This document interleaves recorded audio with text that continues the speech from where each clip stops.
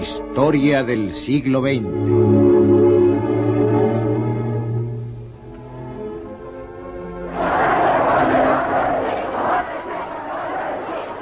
La revolución de un solo hombre, Mao Zedong.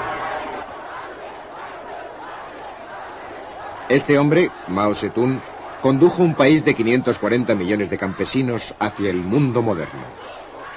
Lo consiguió tras medio siglo de guerras civiles e internacionales. Utilizó una mezcla de nacionalismo y comunismo para mantener al pueblo unido y dirigió el Partido Comunista Chino durante 42 años.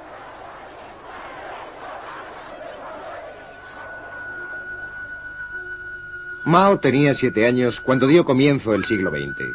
Su padre era un campesino propietario de tierras.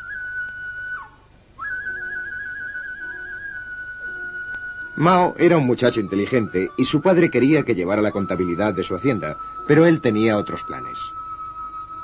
El joven campesino de provincia se mantenía atento mientras el gobierno de la emperatriz viuda se hundía en el caos.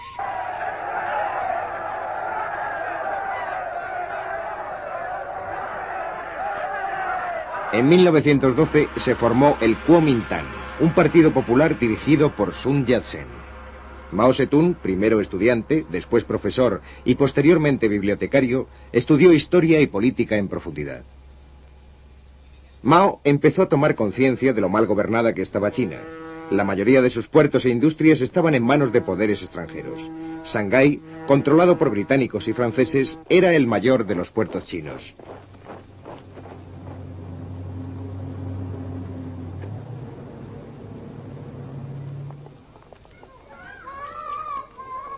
En 1921, curiosamente en un colegio de chicas, se reunieron por primera vez los fundadores del Partido Comunista Chino. Mao se encontraba entre ellos. Decidieron unir sus fuerzas a las del Kuomintang. Numerosas partes del país estaban dominadas por los jefes guerreros locales. El ejército del Kuomintang, ahora respaldado por los comunistas, marchó contra ellos. Más tarde, Mao fue a la provincia de Jiangxi para organizar un ejército campesino.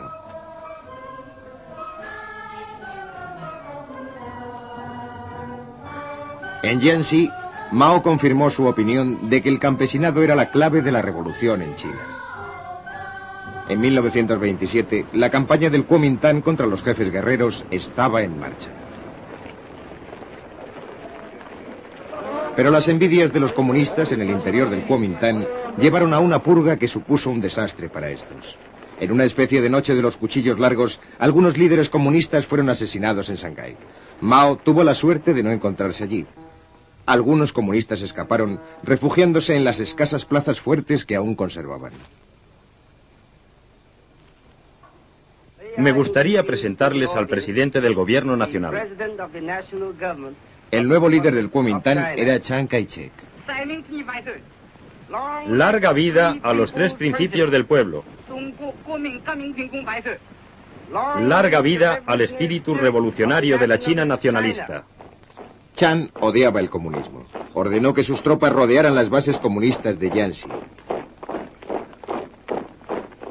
Poco a poco fueron intentando acabar con ellos en una serie de campañas de exterminio.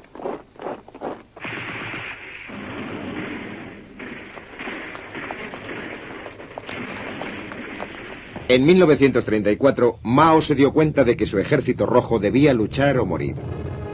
Así que unos 100.000 hombres emprendieron la legendaria Larga Marcha, un recorrido de 9.600 kilómetros para el que necesitaron un año.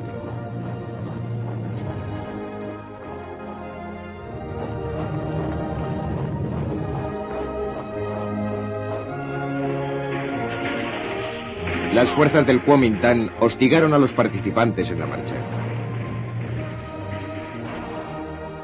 Durante esta, en una ciudad llamada Shunji, Mao fue elegido presidente del Partido Comunista Chino.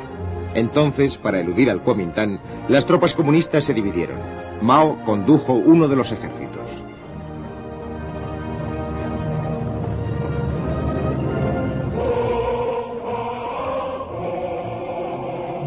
Aunque hubo desacuerdos, los participantes en la marcha acabaron por llegar a los territorios del noroeste que estaban en manos comunistas.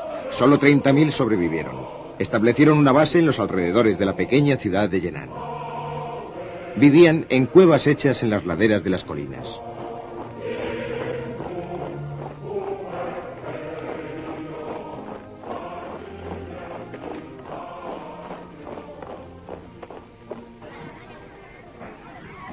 Un joven periodista americano, Edgar Snow, consiguió llegar hasta Mao en Yenan. Cuando Mao empezó a hablarme de sus planes sobre el futuro de China y la revolución, al principio me pareció un poco fantasioso porque él solo dominaba un territorio muy pequeño y tenía pocos hombres. Pero la forma en que me explicó su programa y sus ideas era tan lógica y convincente que al final acabé pensando que realmente se trataba de un presidente excepcional. Edgar Snow también filmó al ejército de Mao.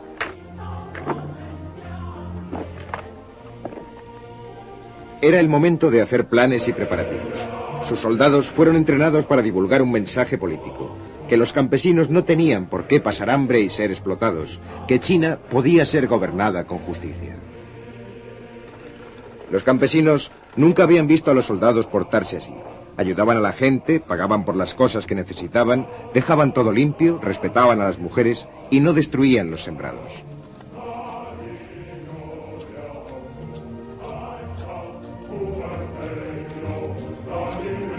En 1937, Japón empezó una guerra con China.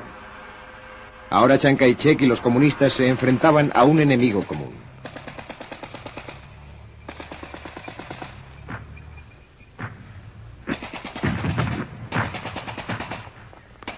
Los comunistas pidieron que se formara un frente único para combatir a Japón.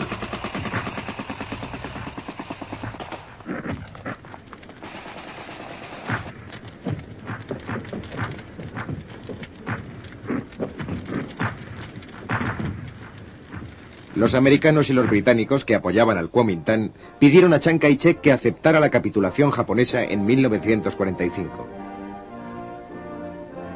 Los americanos intentaron lograr que los comunistas formasen una coalición con el gobierno chino. Pero no se llegó a un acuerdo y estalló la guerra civil.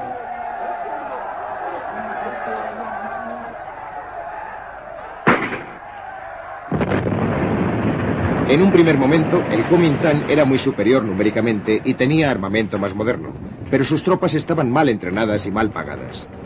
En el verano de 1948, el Kuomintang ya había empezado a perder terreno. Mao eligió a Lin Piao como comandante para planear el ataque final. Unos meses más tarde, el Kuomintang se encontraba en franca retirada. Las tropas restantes se refugiaron en la isla de Taiwán, donde los americanos siguieron prestándoles apoyo. Para Mao Zedong se acercaba el momento por el que había luchado y hecho planes durante más de 20 años.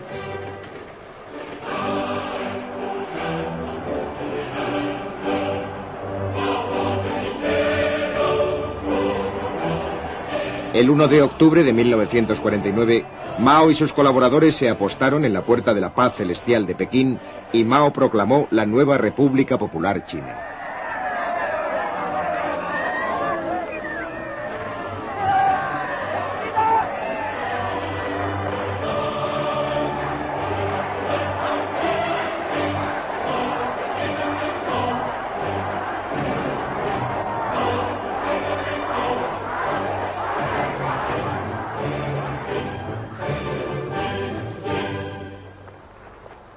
La situación era muy grave.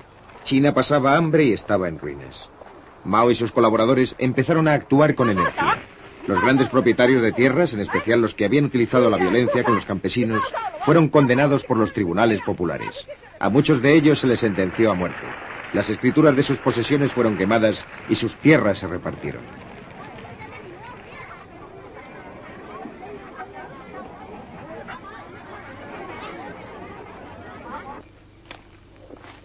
Muchos campesinos recibieron una parcela de terreno por primera vez.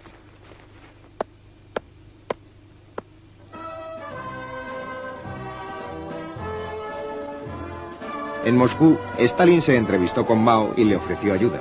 Se envió a técnicos soviéticos para que ayudasen en la construcción de embalses, puentes, fábricas y ferrocarriles.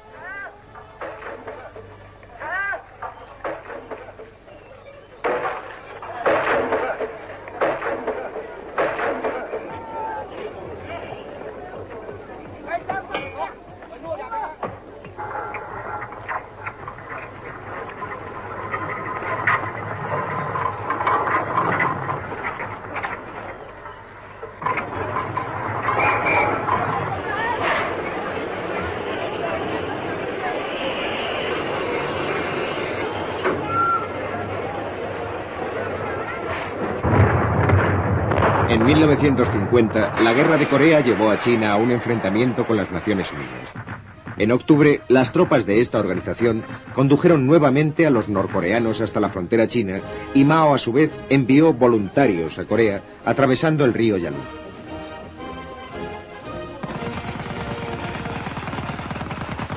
En un primer momento, las fuerzas comunistas chinas consiguieron vencer a las de las Naciones Unidas. En el interior de China, la guerra provocó una campaña contra todos los extranjeros.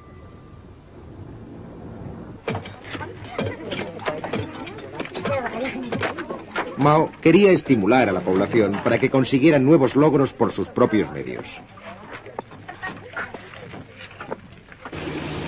A mediados de los años 50 se formaron los colectivos agrícolas. Un colectivo era la unión de las pequeñas propiedades de los campesinos en unidades mayores. Se crearon más escuelas. Los campesinos eran entrenados como soldados a tiempo parcial. Mao tenía confianza en lo que hacía y aceptaba las críticas. En 1957, con el eslogan de que florezcan las 100 flores, pidió a los intelectuales que expresasen su opinión sobre el gobierno. Pero la campaña se le fue de las manos. Mao y el Partido Comunista fueron atacados abiertamente. La campaña de las 100 flores se dio por terminada. En 1958 llegó el gran salto hacia adelante, un enorme esfuerzo para colocar a China al mismo nivel que el industrializado mundo occidental.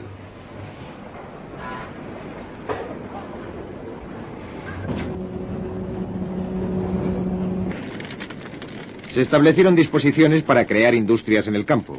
En toda China, los campesinos intentaron producir acero en sus propios hornos. Trabaja duro durante 3 años y sé feliz durante 1000, decía el eslogan. Sin embargo, el gran salto hacia adelante no consiguió producir los resultados esperados. China no podía ir tan deprisa como querían sus líderes. Así que, aunque Mao mantuvo su puesto clave como jefe del partido, un burócrata, Liu Shaoxi, se hizo cargo de la presidencia del país. El fracaso del gran salto supuso un retroceso para China y 3 años de condiciones climáticas desfavorables y malas cosechas empeoraron la situación. La gente pasaba hambre. A pesar de las dificultades, el sistema de racionamiento evitó las muertes por inanición.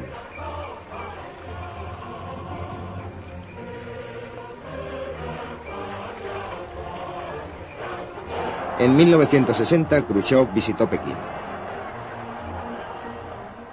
Tras la fachada sonriente, aumentaba la desconfianza y la sospecha entre China y la Unión Soviética. ¿Avanzaba China demasiado deprisa?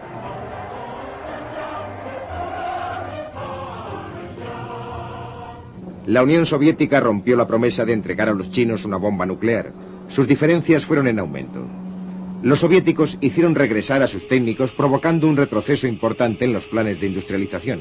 A pesar de ello, en 1963, sin su ayuda, China hizo estallar su primera arma nuclear.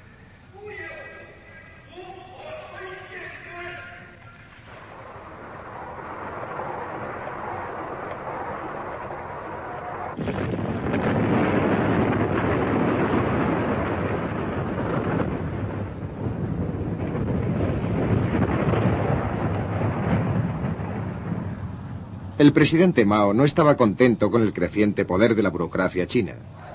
En 1966 trató de acabar con ella, dando comienzo a una revolución cultural por todo el país.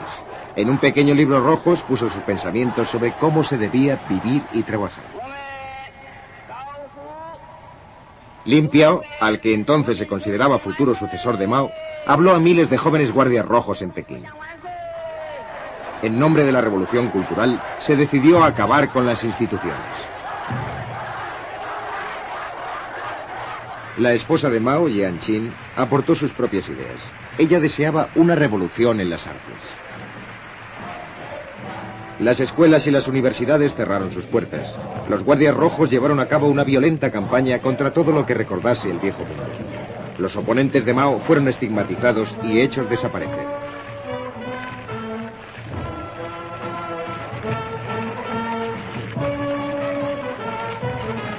los acontecimientos fueron tomando proporciones excesivas. Solo una cosa podía hacerse: llamar al ejército para que restableciese el orden. Y así, el ejército tomó las fábricas, las comunas, los colegios.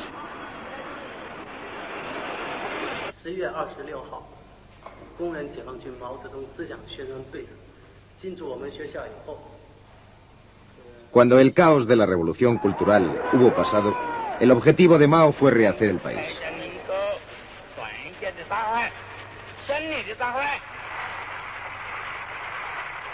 Más importante que la revolución en el campo y en las fábricas, iba a ser la revolución operada en el nuevo hombre chino.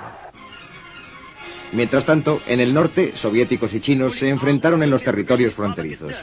Los líderes chinos veían a la Unión Soviética como una amenaza creciente. Los noticiarios expresaban esos temores. Podemos sacrificar nuestras vidas, pero no podemos perder ni una sola pulgada del sagrado territorio de nuestra patria. De esta forma, China empezó a cultivar las relaciones con otros gobiernos.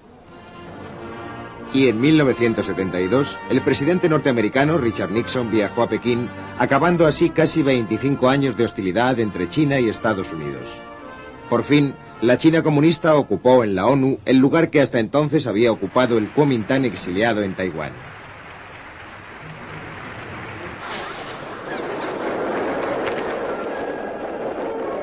Ahora Mao tenía ya más de 70 años y estaba enfermo. Sin embargo, igual que otros hombres como Zhou Enlai, había luchado por la revolución y quería que ésta siguiese adelante.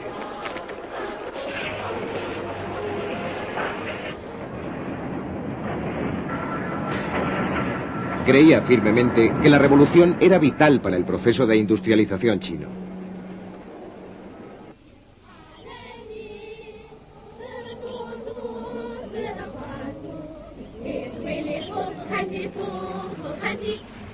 Las comunas, alguna de ellas de hasta 60.000 miembros, habían reemplazado a los colectivos agrícolas. Mao había logrado mejorar el nivel de vida de centenares de millones de chinos. Para todos ellos, Mao sobresalía entre otros líderes.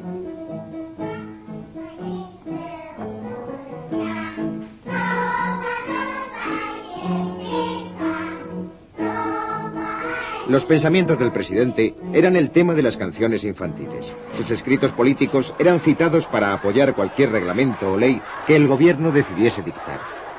Mao seguía siendo el reverenciado gran líder cuando murió en septiembre de 1976. Aquellos que, como su viuda, usaban las palabras de Mao para promover leyes extremistas, fueron pronto sustituidos. El liderazgo del país mayor del mundo recayó en Hua Kuo-fen. Aunque la nación seguía dominada por la memoria de Mao Zedong.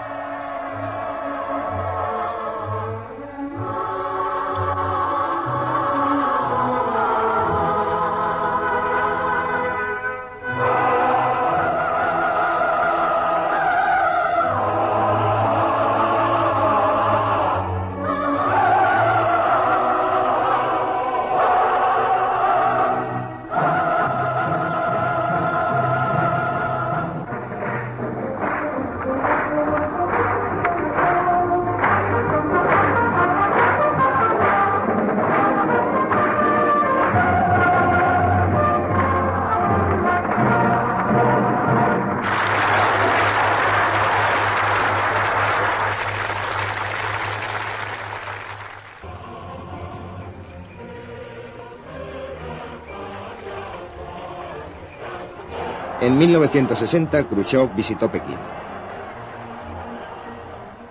Tras la fachada sonriente, aumentaba la desconfianza y la sospecha entre China y la Unión Soviética. ¿Avanzaba China demasiado deprisa?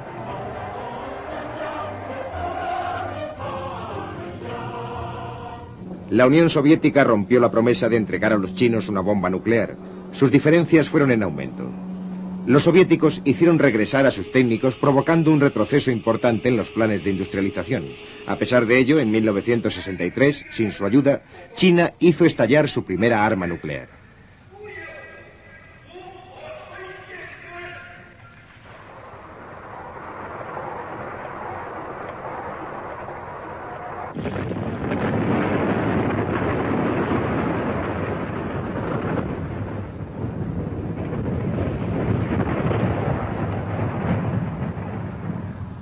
El presidente Mao no estaba contento con el creciente poder de la burocracia china. En 1966 trató de acabar con ella dando comienzo a una revolución cultural por todo el país. En un pequeño libro rojo expuso sus pensamientos sobre cómo se debía vivir y trabajar. Lin Piao, al que entonces se consideraba futuro sucesor de Mao, habló a miles de jóvenes guardias rojos en Pekín. En nombre de la revolución cultural, se decidió acabar con las instituciones. La esposa de Mao, Jiang Qin, aportó sus propias ideas. Ella deseaba una revolución en las artes. Las escuelas y las universidades cerraron sus puertas. Los guardias rojos llevaron a cabo una violenta campaña contra todo lo que recordase el viejo mundo. Los oponentes de Mao fueron estigmatizados y hechos desaparecer.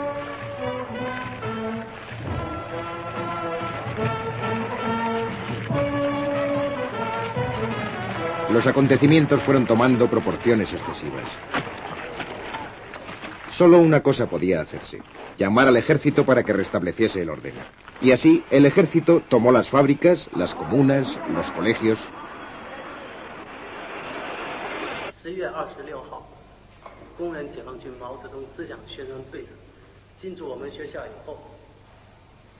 Cuando el caos de la revolución cultural hubo pasado, el objetivo de Mao fue rehacer el país.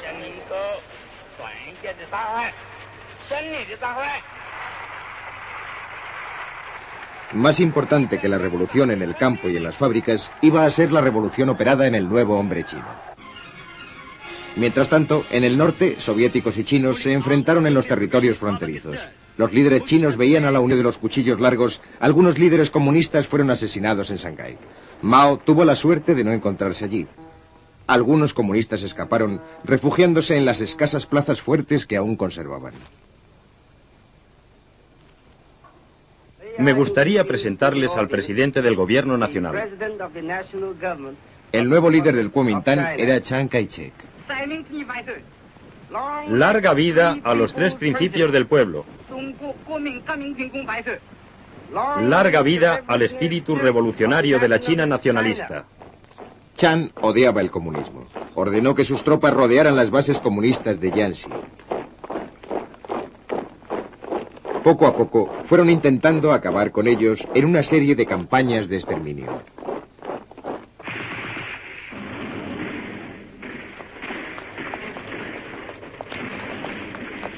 En 1934, Mao se dio cuenta de que su ejército rojo debía luchar o morir.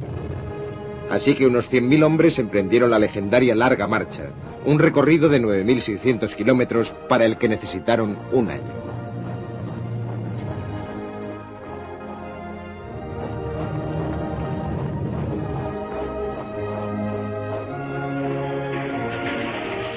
Las fuerzas del Kuomintang hostigaron a los participantes en la marcha. Durante esta, en una ciudad llamada Shunyi, Mao fue elegido presidente del Partido Comunista Chino. Entonces, para eludir al Kuomintang, las tropas comunistas se dividieron. Mao condujo uno de los ejércitos.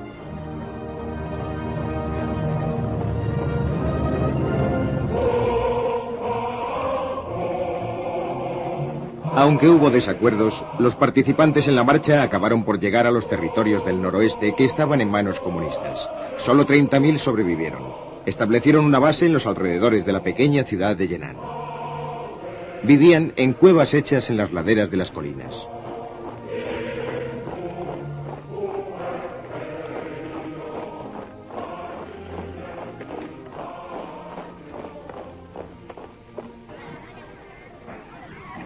Un joven periodista americano, Edgar Snow, consiguió llegar hasta Mao en Yenan. Cuando Mao empezó a hablarme de sus planes sobre el futuro de China y la revolución, al principio me pareció un poco fantasioso porque él solo dominaba un territorio muy pequeño y tenía pocos hombres. Pero la forma en que me explicó su programa y sus ideas era tan lógica y convincente que al final acabé pensando que realmente se trataba de un presidente excepcional. Edgar Snow también filmó al ejército de Mao.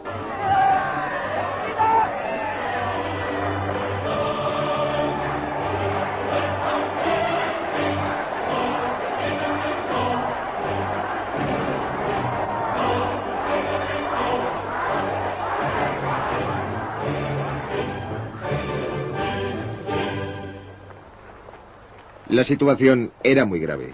China pasaba hambre y estaba en ruinas. Mao y sus colaboradores empezaron a actuar con energía. Los grandes propietarios de tierras, en especial los que habían utilizado la violencia con los campesinos, fueron condenados por los tribunales populares. A muchos de ellos se les sentenció a muerte. Las escrituras de sus posesiones fueron quemadas y sus tierras se repartieron.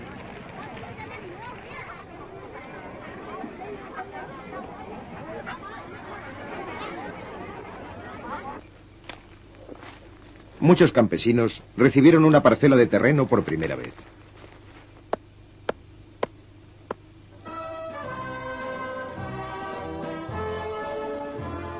En Moscú, Stalin se entrevistó con Mao y le ofreció ayuda. Se envió a técnicos soviéticos para que ayudasen en la construcción de embalses, puentes, fábricas y ferrocarriles.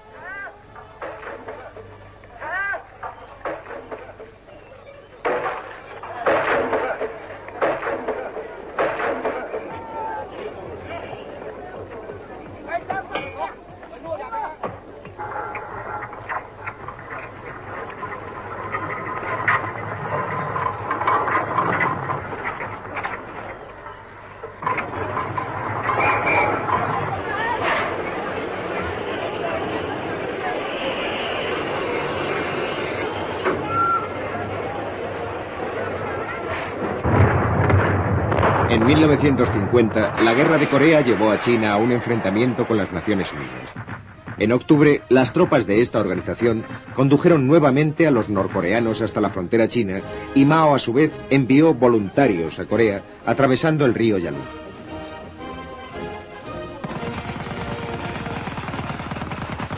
En un primer momento, las fuerzas comunistas chinas consiguieron vencer a las de las Naciones Unidas. En el interior de China, la guerra provocó una campaña contra todos los extranjeros.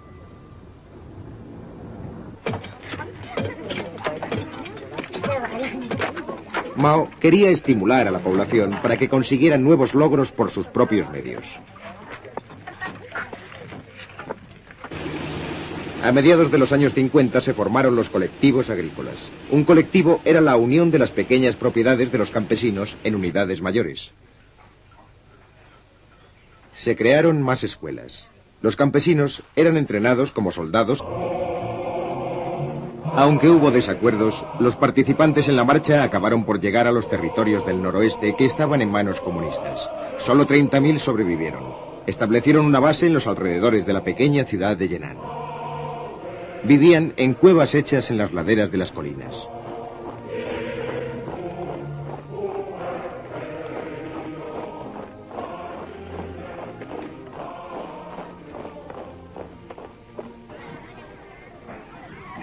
Un joven periodista americano, Edgar Snow, consiguió llegar hasta Mao en Yenan.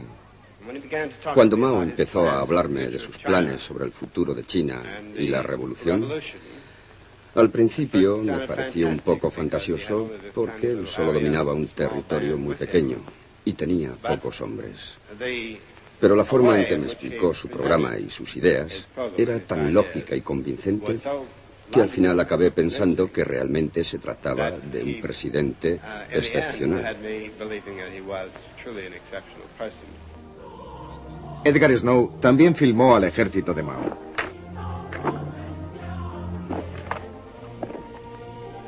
Era el momento de hacer planes y preparativos. Sus soldados fueron entrenados para divulgar un mensaje político, que los campesinos no tenían por qué pasar hambre y ser explotados, que China podía ser gobernada con justicia. Los campesinos nunca habían visto a los soldados portarse así. Ayudaban a la gente, pagaban por las cosas que necesitaban, dejaban todo limpio, respetaban a las mujeres y no destruían los sembrados.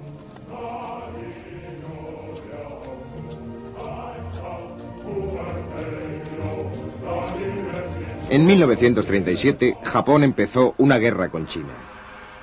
Ahora Chiang Kai-shek y los comunistas se enfrentaban a un enemigo común.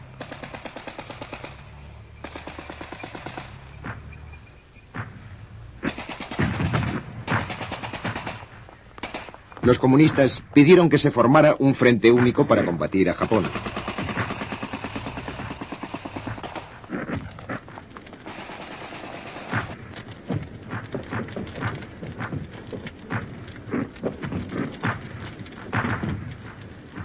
Los americanos y los británicos que apoyaban al Kuomintang pidieron a Chiang Kai-shek que aceptara la capitulación japonesa en 1945. Los americanos intentaron lograr que los comunistas formasen una coalición con el gobierno chino. Pero no se llegó a un acuerdo y estalló la guerra civil.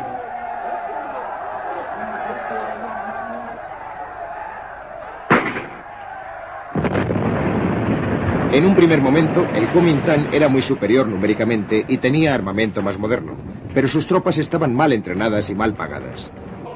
Vivían en cuevas hechas en las laderas de las colinas.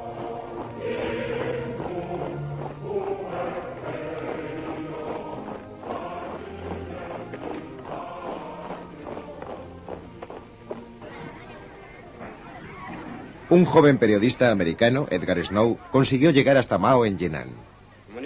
Cuando Mao empezó a hablarme de sus planes sobre el futuro de China y la revolución, al principio me pareció un poco fantasioso porque él solo dominaba un territorio muy pequeño y tenía pocos hombres.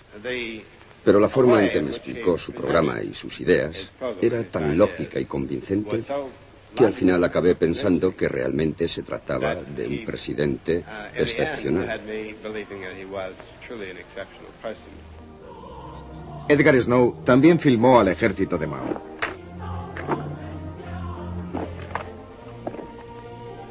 Era el momento de hacer planes y preparativos.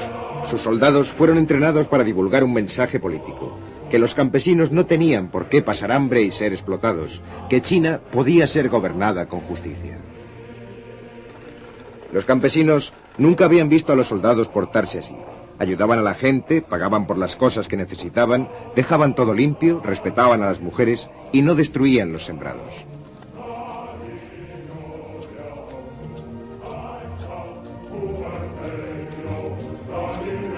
En 1937, Japón empezó una guerra con China. Ahora Chiang Kai-shek y los comunistas se enfrentaban a un enemigo común.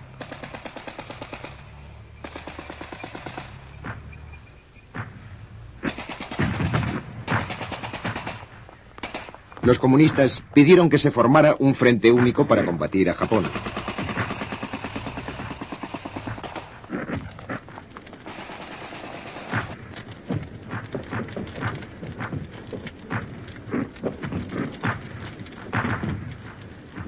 Los americanos y los británicos que apoyaban al Kuomintang pidieron a Chiang Kai-shek que aceptara la capitulación japonesa en 1945. Los americanos intentaron lograr que los comunistas formasen una coalición con el gobierno chino. Pero no se llegó a un acuerdo y estalló la guerra civil.